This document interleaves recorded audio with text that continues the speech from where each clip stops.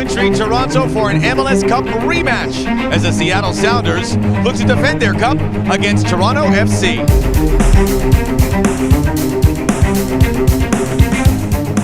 One year ago, these two clubs clashed in dramatic fashion. After an intense 120 minutes dominated by Toronto, it was Seattle who took home their first cup on a penalty kick by Roman Torres. For me, revenge wasn't the word. Redemption was a better one. After losing the final the way we did last year,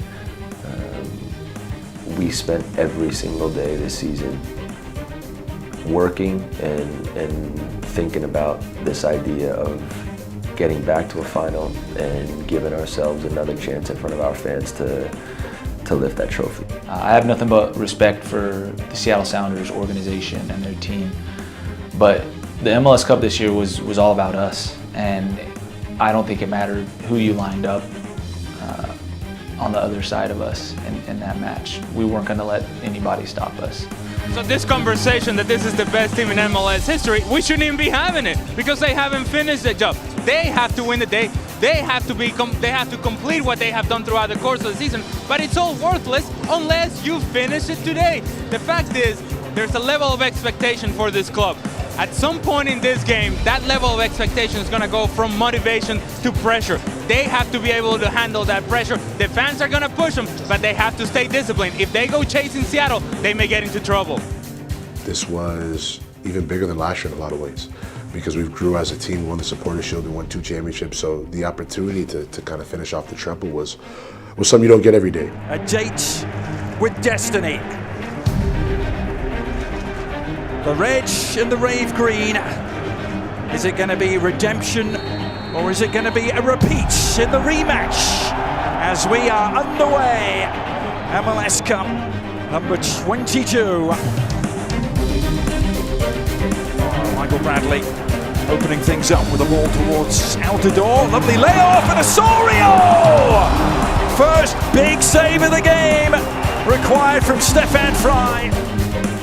Oh, what a ball that is! And Jovinko in the clear here. Can he finish?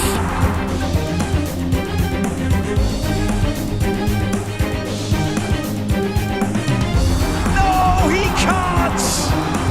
Stefan Fry did enough.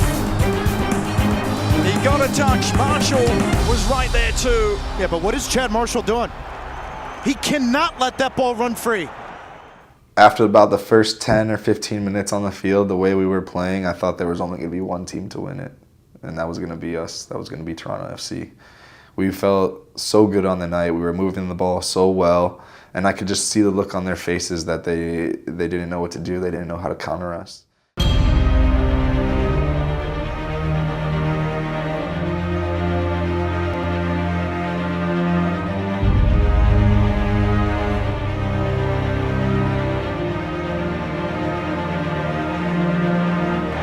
Good build up this by Toronto. Jovinko from Altidore. Jovinko!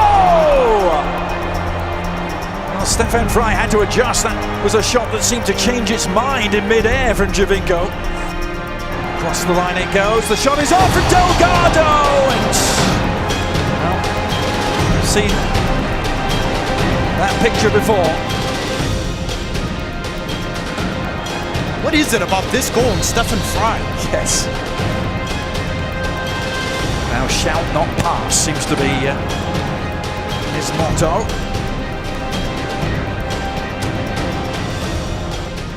There was definitely moments of deja vu, of thinking to yourself like, come on, this can't be happening again. And you know, it gets to the point where I think in the first half we got to a point where we were shooting so many times we got discouraged a little bit.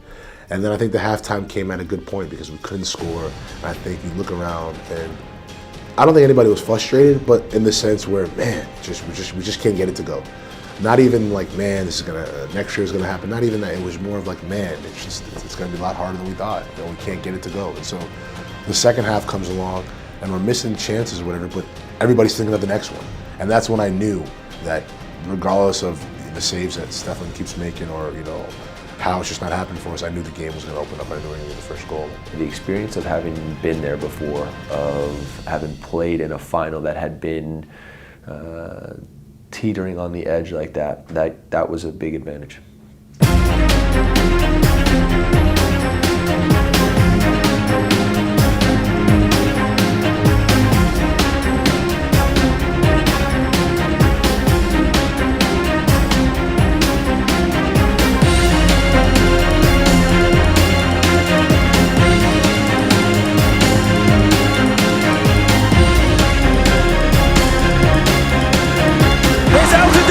Josie Altidore!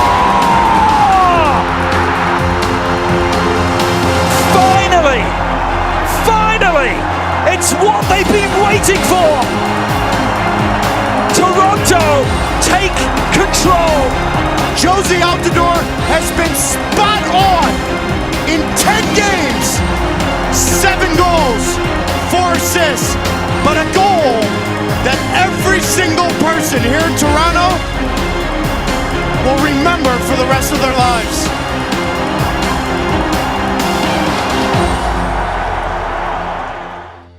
It's funny because I remember when Josie was in on goal, when I saw him on a breakaway, what was going through my head was how quickly we got the ball to that side of the field. And not a lot of people have talked about the fact that I think I counted it out. It was about 10 total touches between 7 different players.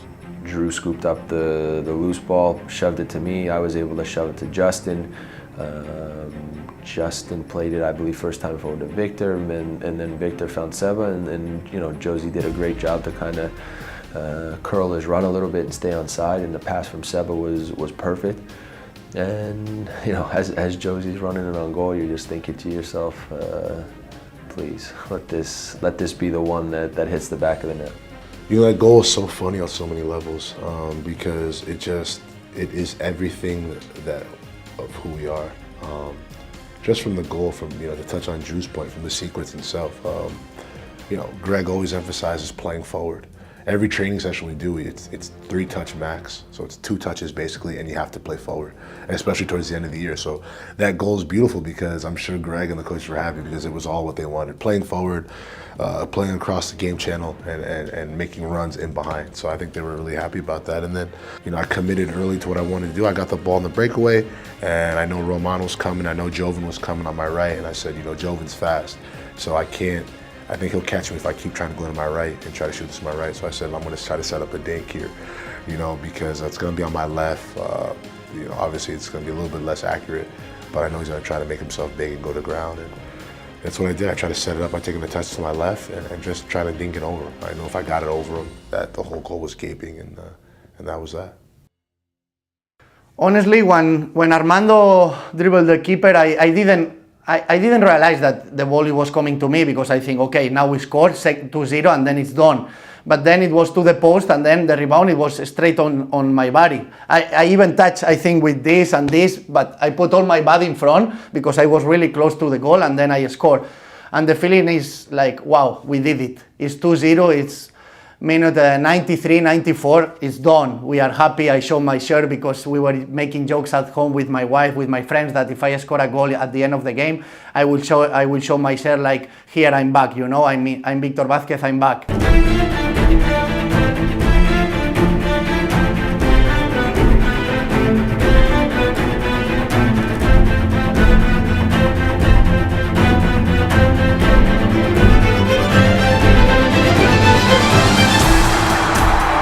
This could finish it here. They have numbers forward in abundance. Should they choose to go towards goal, which they do, it's Cooper, round he goes! Oh, it's back off the post and then in! That will do it! Bedlam at BMO Fields!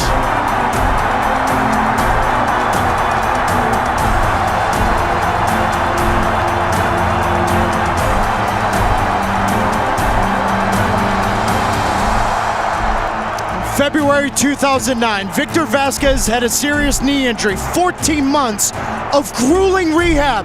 He was considering retirement, but it was Barcelona greats, the Luis Enrique, Pep Guardiola, that said, no sir, don't give it up.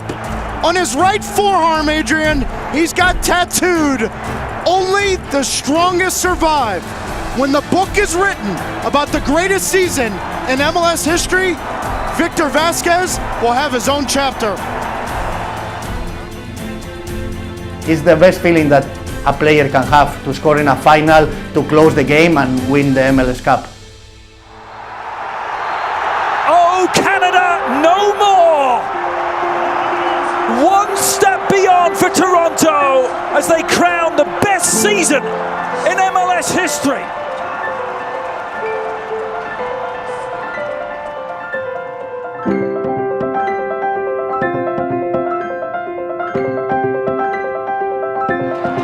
Well, last year they came up empty. This year their cup is overflowing. They complete a remarkable domestic treble with the one that really mattered. MLS Cup is Toronto's for the first time. What I have taken away from it is you remember the guys that you do it with and their faces and the moments that you have in that time after the final whistle and the coaching staff and the organization and just how much you go through together in a season. For it to all culminate in a championship after a magical season is, there are no words. To play in MLS your whole career and to go so many years without winning and be on good teams that haven't won and to be on Supporters Shield winning teams that haven't won, you realize how hard it is to finally get to the end line and reach the goal, the one that you've achieved, the one that you've wanted to achieve for such a long time. It's so fulfilling. And to winning for those guys you just mentioned, Justin Morrow's been in the league so long, Stephen Beitashour, Drew Moore, you know, he gave up a lot to come to Toronto. He picked us. And so I'm happy to give those guys everything they wanted, man. They came to Toronto to win, to do something special, and they did exactly that.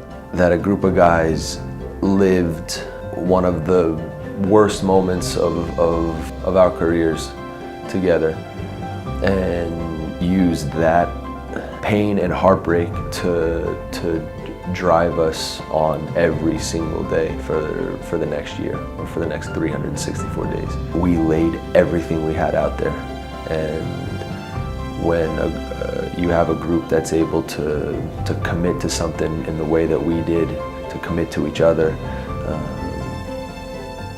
and